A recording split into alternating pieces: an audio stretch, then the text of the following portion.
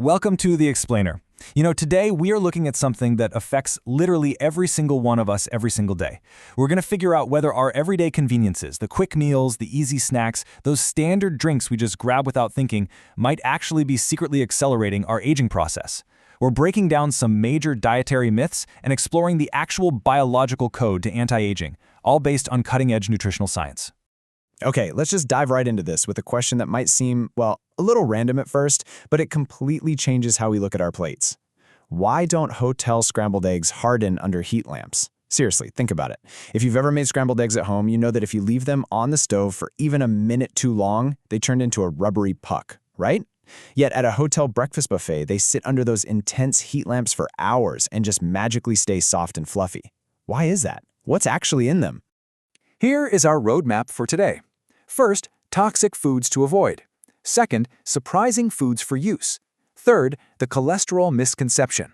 And finally, habits for optimal digestion. Section 1. Toxic foods to avoid, the hidden dietary villains.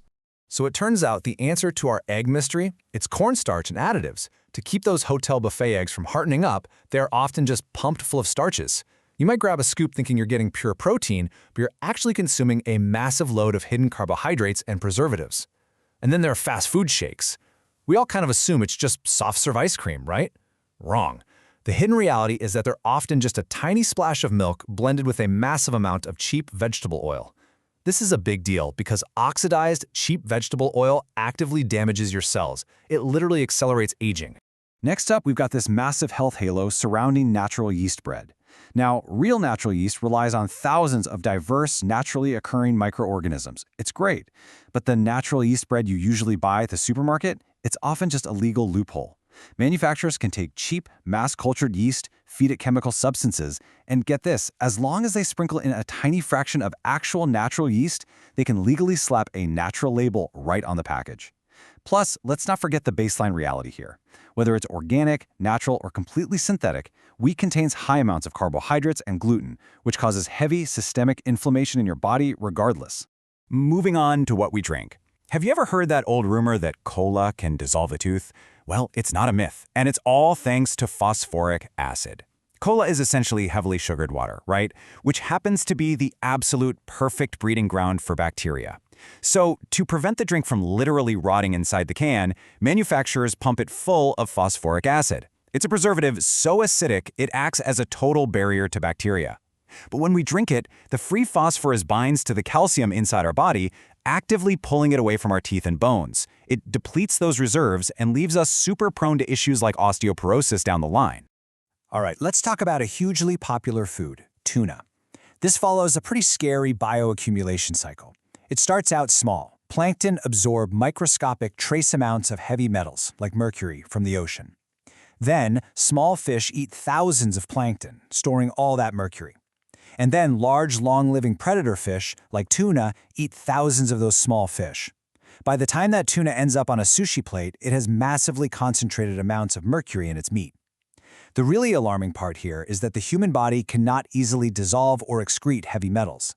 They permanently stay in your system, actively damaging delicate brain nerves, which can spike your risk of cognitive decline. Rounding out our dietary villains is something called aflatoxin. This is a highly carcinogenic mold toxin that's frequently found on improperly stored imported tropical nuts. If those nuts are shipped across the hot equator and get even a little humid, this mold just blooms. And the real kicker? It cannot be destroyed by heat. Even if the nuts are completely roasted, the aflatoxin survives and it stays permanently in your body, aggressively increasing cancer risks. Oh, and speaking of carcinogens, I should quickly mention that processed meats, like ham and sausage, contain nitrates that react in your body to form very similar cancer-causing compounds. Section 2. Surprising foods for youth, the rejuvenating heroes. Let's start with how we all wake ourselves up in the morning. We naturally tend to reach for caffeine, right?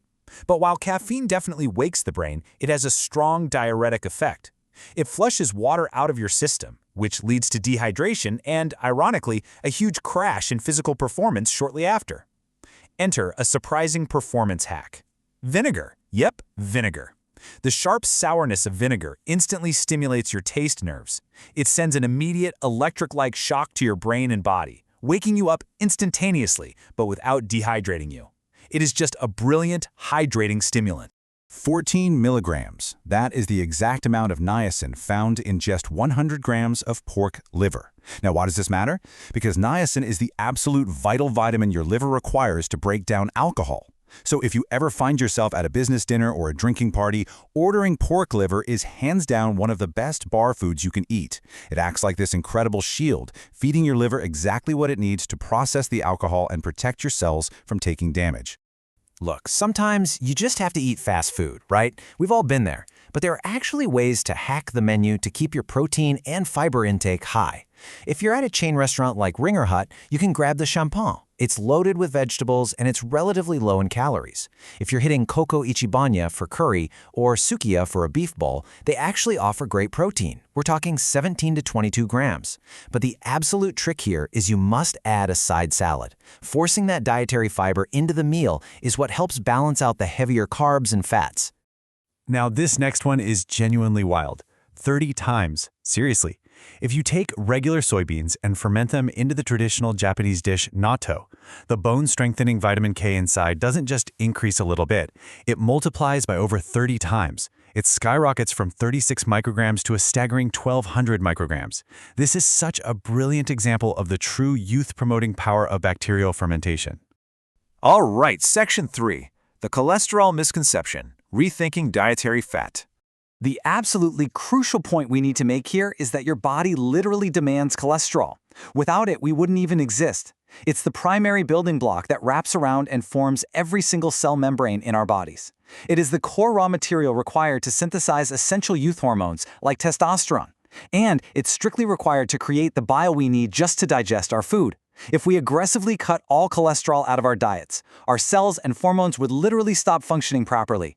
So where does all the confusion come from? Well, it usually comes down to the two types of lipoproteins in our blood. LDL, which stands for low-density lipoprotein, is the one often called the villain. It carries cholesterol from the liver out to the blood vessels. When we have excess amounts of LDL, it acts like sticky sludge on our artery walls, and that's what causes arteriosclerosis. But HDL, high-density lipoprotein, that's the hero. It acts as a cellular cleanup crew. It sweeps through the bloodstream, recovers the excess unused cholesterol, and carries it away to prevent those blockages. So the goal isn't zero cholesterol. What we actually want is a balanced ratio of the hero cleaning up after the villain. And that brings us to a massive golden rule for your diet. You should absolutely eat nutrient-dense, cholesterol-rich foods like liver, egg yolks, and seafood. But you must eat them alongside dietary fiber. When you eat them together, your body absorbs the exact amount of cholesterol it needs to build cells and hormones, and then that dietary fiber acts like a sponge. It traps and flushes out any excess cholesterol before it can ever enter your bloodstream as the villainous LDL. It's a total game changer. Finally, Section 4, Habits for Optimal Digestion, the Timing Equation. Think of your body as having this biological toggle switch. It constantly has to allocate resources between the cardiovascular system and the digestive system, and both of them cannot operate at peak capacity at the same time. The cardiovascular system is dominant during stress, tension, and exercise. It's busy pumping blood to your muscles. But the digestive system relies entirely on the parasympathetic nerve, the rest and digest side of things. It is dominant only during relaxation. If we try to eat while we're stressed, working, or immediately after a hard workout, our digestion essentially shuts down, and we absorb almost zero nutrients. So, to actually maximize your digestion, timing is literally everything. 30 minutes before eating, drink a glass of water. That hydrates the body and gently wakes up the stomach. 10 minutes before, do a little deep breathing or light stretching. This physically triggers that parasympathetic nerve, switching your body into digestion mode. During the meal, just eat calmly. Turn off the stressful news. Put away those stressful work emails. And post-meal, rest quietly. Let your body prioritize digestion over any sort of physical exertion. And hey, speaking of resting post-meal, get this. Studies show that simply lying down quietly after a heavy meal actually increases the blood flow to your liver by 1.5 times. That extra blood flow is incredibly beneficial for your liver health and for processing all those nutrients. Now, the one quick caveat here is if you suffer from acid reflux, you should definitely stay upright. But if your stomach is fine, lying down for just a few minutes post-meal is actually a scientifically sound biohack. As we wrap up, I really want to leave you with this one thought to consider. Look at your next meal not just as calories, but as biological code that dictates exactly how you age. Every single bite you take is sending instructions directly to your cells. Are they getting hidden toxins from heat lamp eggs and fake yeast? Or are they receiving the rejuvenating structural building blocks of fermented foods, balanced cholesterol, and perfectly timed digestion? It's a pretty fascinating perspective to bring to our daily routines, right? Audit your own pantry and take control of your health journey. Thanks so much for joining me on The Explainer.